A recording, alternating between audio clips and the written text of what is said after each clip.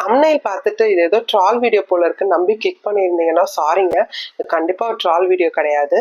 ஆனா ஏன் வந்தோம் நீங்க வருத்தப்படாத அளவுக்கு வொர்த்தான கண்டென்ட் இருக்குங்க. வீடியோவை ஃபுல்லா பாருங்க.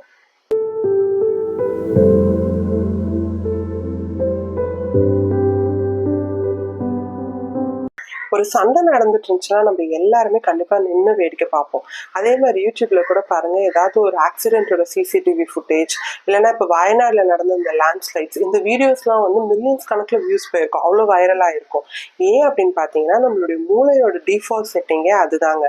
நமக்கு முன்னாடி ரொம்ப அழகான ஒரு ரம்யமான காமான ஒரு காட்சி இருக்கு, இன்னொரு பக்கம் ரொம்ப பயத்தை தரக்கூடிய கோரமான ஒரு ஆபத்தான காட்சி இருக்குன்னு வச்சுக்கோங்க. எது நம்மளுடைய அட்டென்ஷனை டக்குன்னு கிராப் பண்ணணும்னு நினைக்கிறீங்க? அந்த ஆபத்தான காட்சி தான். ஏன் அப்படின்னா அப்படி செய்வதன் மூலமா தான் மனித இனம் இந்த பூமியில இத்தனை ஆண்டு காலங்கள் சக்சஸ்ஃபுல்லா சர்வைவ் ஆகி வந்திருக்கும். இது உங்களுக்கு அதிர்ச்சியா கூட இருக்கலாங்க, பட் யதார்த்தம் இதுதான். ஸோ நம்மளுடைய அட்டென்ஷனை எப்படி கிராப் பண்றது அப்படிங்கிறதுக்காக தான் எல்லாருமே போட்டி போட்டுட்டு இருக்காங்க.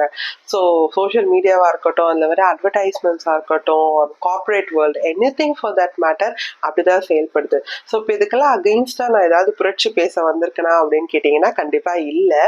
இந்த விஷயங்கள்லாம் நம்ம மென்டல் ஹெல்த்தை எப்படி பாதிக்குது அப்படிங்கிறத பத்தின ஒரு புரிதலை நான் கொண்டு வரணும்னு நினைச்சேன்.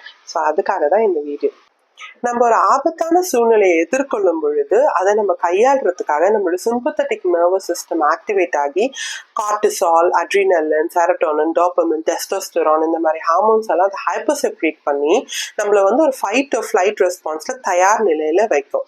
ஸோ அப்போ அந்த நேரத்தில் நம்ம என்ன பண்ணுறதுன்னு யோசிக்க கூடாது, தயங்கக்கூடாது அப்படிங்கிறதுக்காக நம்மளுடைய சிந்திக்கிற திறனை மற்ற எல்லா பாடியிலையும் ஃபங்க்ஷன்ஸையும் அது குறைச்சிட்டு செயல்படுறதுக்கு தயாரான ஒரு நிலையில நம்மளை ரெடியா வைக்கும்.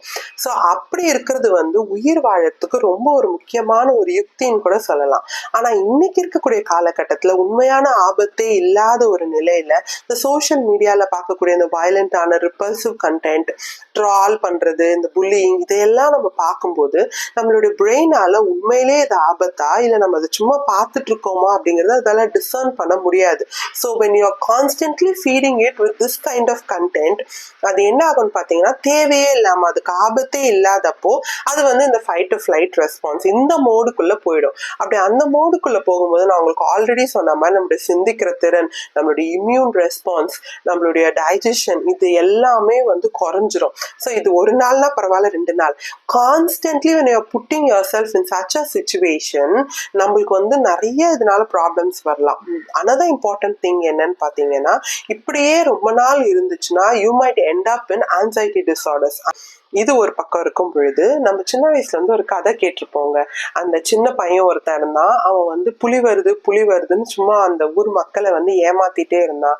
அப்போ உண்மையாவே புலி வந்தப்போ அவனோட உதவிக்கு வந்து யாருமே வரலன்ட்டு. அதே மாதிரி நம்மளுடைய சிஸ்டத்தை வந்து நம்ம ஹைப்பர் விஜிலண்டா எப்போ ஒரு ஹைப்பர் ஸ்டிமுலேஷன்லயே வச்சிருக்கும் பொழுது உண்மையாவே ப்ராப்ளம், த்ரெட், நம்ம ரியாக்ட் பண்ண வேண்டிய ஒரு சிச்சுவேஷன்ஸ் வரும்போது கூட அது ரியாக்ட் பண்ணாம போகக்கூடிய ஒரு அபாயம் கூட இருக்கு. It can end up in hyper-stimulated-ஆ போய் நம்ம வந்து டிப்ரெஷன் மாதிரியான ஒரு சில பிரச்சனைகள்ல கூட நம்ம போறதுக்கான வாய்ப்புகள் இருக்கு. இப்ப இதுல இன்னொரு ப்ராப்ளமும் வருதுங்க. காக்னிட்டிவ் டிசனன்ஸ்னு ஒரு டேர்ம் இருக்கு. அதை நான் உங்களுக்கு சிம்பிளா சொல்றேன். நம்ம கேள்விப்படுற ஒரு விஷயம் ஒண்ணு உண்மையா இருக்கணும், இல்ல பொய்யா இருக்கணும். அது என்னன்னு தெரிஞ்சுக்கிற வரைக்கும் நம்மளுக்கு ஒரு நிம்மதியே இருக்காது. அது நம்மளுடைய ஹியூமன் நேச்சர். அப்ப நம்ம என்ன பண்ணுவோம், சுத்தி இருக்கிற விஷயங்கள் எல்லாம் பார்த்து ஆராய்ஞ்சு அதுல இருந்து நம்ம ஸ்க்ரூட்டனைஸ் பண்ணி ஒரு விஷயத்துக்குள்ள போவோம். இதுதான் வந்து இயல்பு. ஆனா இன்னைக்கு நம்ம மத்தவங்க சொல்ற விஷயங்கள், influences, whoever it may be, அவங்க சொல்ற விஷயங்களை கேட்டு கேட்டு கேட்டு பழகி போன நமக்கு நம்ம ஆராய்ஞ்சு அறிகிற அந்த திறனை வந்து நம்ம நாளடைவில் குறைச்சிக்கிட்டு ஈஸிலி we are persuaded, மத்தவங்க சொல்றதே ஈஸியா நம்ம நம்பிட்டு போகக்கூடிய ஒரு ஆபத்தும் எங்க உருவாகுது. இப்போ நம்ம பாக்குற ஒரு கண்டென்ட் வந்து எந்த அளவுக்கு குவாலிட்டியா இருக்கோ, எவ்வளவு பெர்ஃபெக்டா இருக்கோ அந்த அளவுக்கு தான் அதுக்கு அப்பீல் இருக்கு. அப்பதான் நம்ம அதை நின்று கவனிச்சு பார்ப்போம். அதுக்காக வீடியோஸ் போடுறவங்க அதை வந்து முடிஞ்ச அளவுக்கு நல்ல ஒரு பெர்ஃபெக்டா போடதான் ட்ரை பண்ணுவாங்க. பட் நம்ம அதை பார்க்க பார்க்க பார்க்க சப்கான்ஷியஸா நம்ம பார்க்குற விஷயங்களையும் நம்மளுடைய வாழ்க்கையும் நம்ம வந்து கம்பேர் பண்ண பண்ணிட்டே இருக்கும். அப்ப அந்த பெர்ஃபெக்ஷனிசத்துக்கு இது ஈக்குவலா இல்லை அப்படிங்கிற ஒரு தாட்டோடவே நம்ம இருந்துட்டே இருக்கும்போது, அது அவங்களுடைய வீடா இருக்கட்டும், அவங்களுடைய ஒரு நாளோட ருட்டீனா இருக்கட்டும், அவங்க ரிலேஷன்ஷிப் கோல்ஸா இருக்கட்டும், அவங்க ட்ரெஸ்ஸிங் சென்ஸா இருக்கட்டும், இது எல்லாத்தையும் பார்த்து பார்த்து நம்மளோட அதை நம்ம கம்பேர் பண்ணிக்கிட்டே இருக்கும் போது ஆன ரெகுலர் பேசிஸ் நம்மளுடைய மன ஆரோக்கியம் வந்து ரொம்பவும் வந்து பாதிக்கப்படுது. நம்மளுடைய செல்ஃப் எஸ்டீம் குறைஞ்சு போகுது. நம்ம என்னைக்குமே அந்த இடத்துக்கு அவங்களுக்கு ஈக்குவலா வர முடியாது அப்படிங்கிறது நம்மளுடைய கான்ஃபிடென்ஸை குறைச்சு எல்லா விதத்துலயும் we feel very down, anxious and desperate. இப்ப நான் சொல்ற விஷயத்துல உங்கள எத்தனை பேர் எக்ஸ்பீரியன்ஸ் பண்ணிருப்பீங்கன்னு எனக்கு தெரியல. ஒவ்வொரு வாட்டி உங்களோட மொபைல்ல ஒரு பாப்அப் மெசேஜ் வரும்போதோ ஒரு நோட்டிஃபை ஆகும்போது அந்த அலர்ட் சவுண்ட் கேட்டு அப்படின்னு உங்களுக்கு ஆகுது இல்லையா? ஸோ அது நீங்க ரொம்ப கேஷுவலாயும் பயந்துட்டோம் அப்படின்ட்டு போயிருந்திருப்பீங்க. ஆனா ஆக்சுவலா பாத்தீங்கன்னா ஒவ்வொரு முறை அது நடக்கும்போதும் ஒரு சின்ன பர்ஸ்ட் ஆஃப் கார்டிசால் உங்க பிளட் ஸ்ட்ரீம்ல ரிலீஸ் ஆகுது. So on a daily basis அது வந்து உங்களுக்கு ஒரு ஸ்ட்ரெஸ்ஸாரா தான் இருக்கு.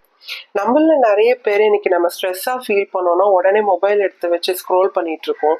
அது என்னைக்குமே உங்களுக்கு ஒரு ஸ்ட்ரெஸ் பஸ்டரா இருக்கவே இருக்காது. நீங்க வந்து வேணும் ஒரு மோட்டிவோட நீங்க மொபைல் யூஸ் பண்ணீங்கன்னா தட் இஸ் அப்டேட் பார்க்க போறேன், ஒரு டிவி ஷோ பார்க்க போறேன், ஒரு வெப் சீரிஸ் பார்க்க போறேன்னு ஒரு அண்டர்லைன் மோட்டிவோட நீங்க அதை யூஸ் பண்ணீங்கன்னா தட் இஸ் ஓகே ஃபைன். ஆனா எதுவுமே இல்லாம உங்களுடைய லீஷர் டைமை ஸ்பெண்ட் பண்றதுக்காக அது ஒரு ஸ்ட்ரெஸ் பஸ்டரா நினைச்சு நீங்க அதை யூஸ் பண்ணீங்கன்னா அது எந்த விதத்துலயும் உங்களுக்கு பயனளிக்காது அப்படிங்கறத உங்களுக்கு ஞாபகப்படுத்த நான் விரும்புறேன்.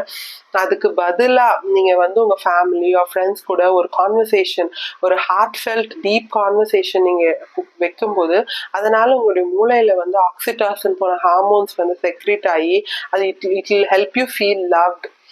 அது ஒரு பாண்டிங்கை வந்து உங்களுக்கு ஏற்படுத்தும். You will feel good after that. ஆனால் மொபைலில் வந்து நீங்கள் ரேண்டம் பீப்புளுடைய வ்ளாக்ஸ் எல்லாம் நீங்கள் பார்க்கும்போது பார்க்கறது தப்பு இல்லை. But when you get addicted to those things அதுலேயே நீங்கள் வாழும்போது ஆக்சுவலாக பார்த்தீங்கன்னா உங்கள் பிரெயின்லேயே சேஞ்சஸ் நடக்கிறதா கண்டுபிடிக்கப்பட்டிருக்கு. இப்போ தெரியாத ஸ்ட்ரேஞ்சர்ஸ் உடைய லைஃப்பை வந்து நம்ம கண்டினியூஸாக பார்க்குறோம். உங்களுக்கு நல்ல அடையாளம் தெரிஞ்சாலே அவங்க க்ளோஸ் அப்படின்னு நீங்கள் நம்புற அளவுக்கு சேஞ்சஸ் வந்து ஏற்படுறதா கண்டுபிடிக்கப்பட்டிருக்கு. ஸோ இந்த மாதிரியான கண்டென்ட் வாட்ச் பண்ணுறது எந்த அளவுக்கு பாதிப்புகள் உருவாகலாம் அப்படிங்கறத ஓரளவுக்கு கிளாரிஃபை பண்ணேன் அப்படின்னு நான் நினைக்கிறேன். வீடியோ பிடிச்சிருந்தா லைக் பண்ணுங்க. தேங்க்ஸ் ஃபார் வாட்சிங்.